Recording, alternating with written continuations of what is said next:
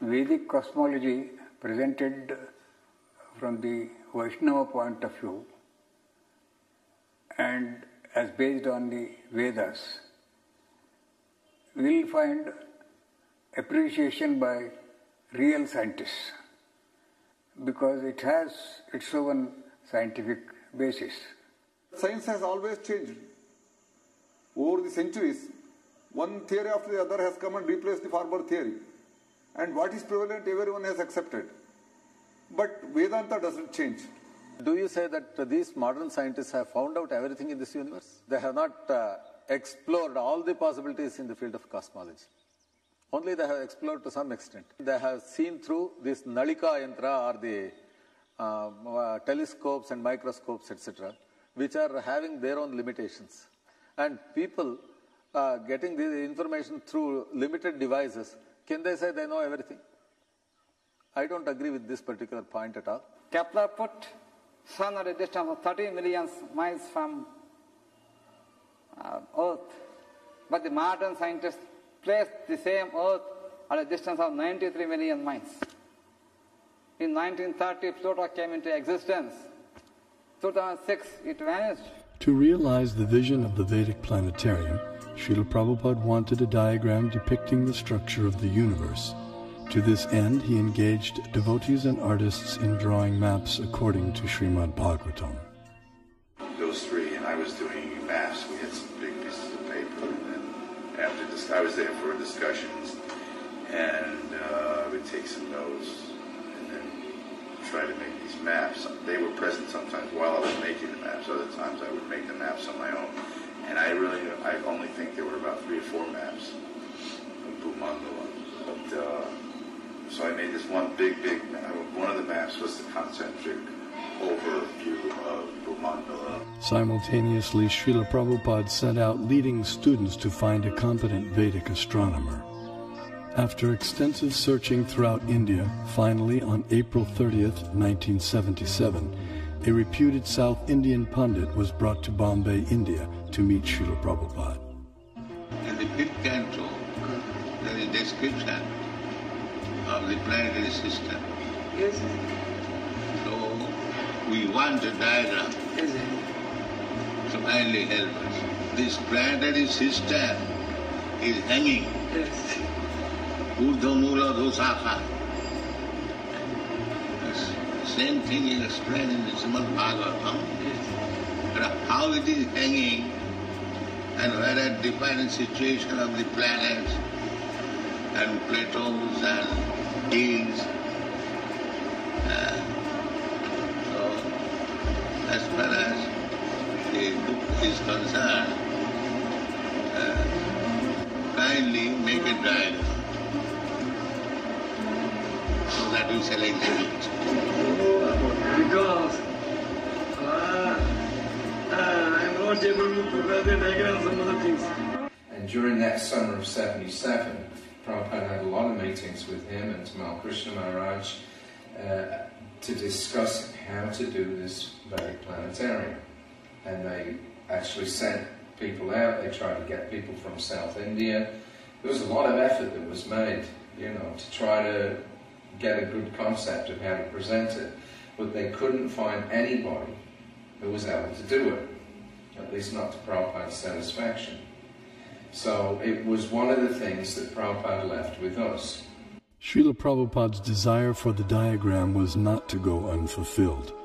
That elusive map was discovered by Srila Prabhupada's disciples at the holy village of Melukote, some 50 kilometers north of Mysore, Karnataka in India. This diagram accurately depicted the entire cosmology of Srimad Bhagavatam in an ingenious yet simple rendering. The person through whom it was revealed to the world was the 19th century scholar saint Tiruvenkata Ramanuja G.R. Swami. Born in Sri Perumbudur, Tamil Nadu, Tiruvenkata Swami went on to become an acharya or spiritual leader in the preceptorial line known as the Sri Sampradaya.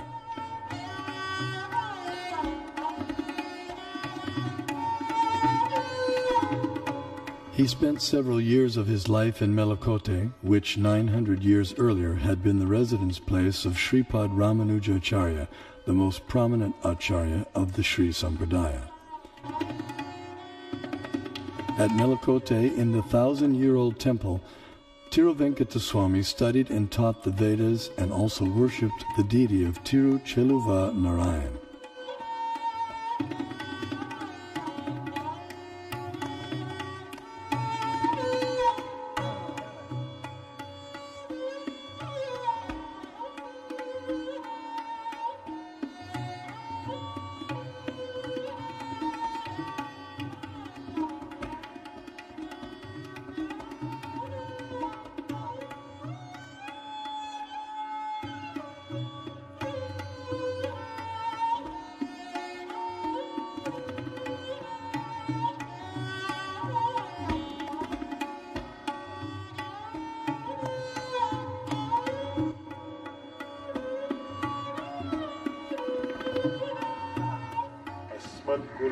भगवतोऽस्य दयैकसिन्धोः रामानुजस्य चरणौ शरणं प्रपद्ये. One day, while studying the Mahabharata, a 5,000-year-old epic of ancient India, he came across some intriguing verses.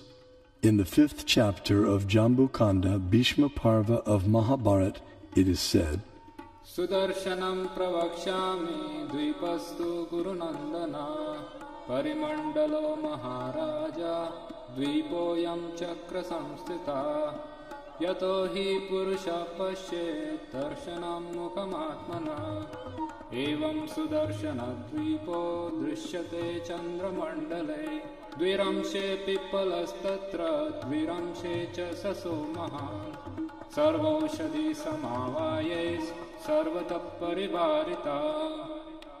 This Bharat Khanda is called Sudarshana Dvip, since it looks beautiful to the eyes of the onlookers. Being circular, it looks like the disk of the Lord, and it is attached to cyclic time in the form of a disk presided over by Lord Sudarshana. Bharat Khanda is in the form of a globe, since all of its 4 corners are rounded like the bale fruit. When viewed from the moon, half of Bharat Khanda appears like the rabbit and a small peepal leaf, while the other half appears in the form of a big peepal leaf, with all of them surrounded by varieties of vegetation. Pondering the verses, he became perplexed. What on earth can a rabbit and peepal leaves have to do with geography or cosmography? As he sought to understand their meaning, he contemplated, meditated, and prayed.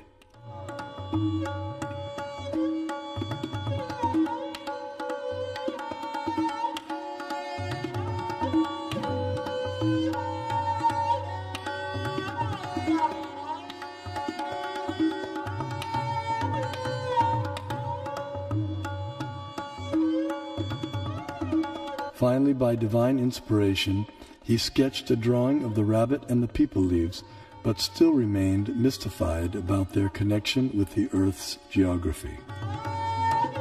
Suddenly it dawned on him that if the drawing was turned upside down, the rabbit perfectly corresponded with Europe, Asia, and Africa, while the peepal leaves corresponded with North America, South America, and Australia.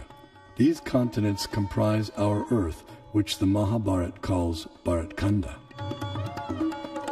Vishnu Purana also describes the earth as Bharat Khanda and gives its diameter as 8,000 miles. The earth is also referred to by the name Bharat Khanda in the invocation Sankalpa mantra chanted by Brahmana priests since time immemorial up until the present day. Jambudvipe Bharatavarshe Bharatakande Meroho Vedic cosmology gives descriptions of the entire cosmos, including its subtle features. Perception and access to these subtle features, however, requires karmic qualification. Consequently, much of the cosmos described earlier, as well as parts of the cosmography about to be described, are imperceptible and inaccessible to us earthly inhabitants. Bharat Khanda is one of the 9 islands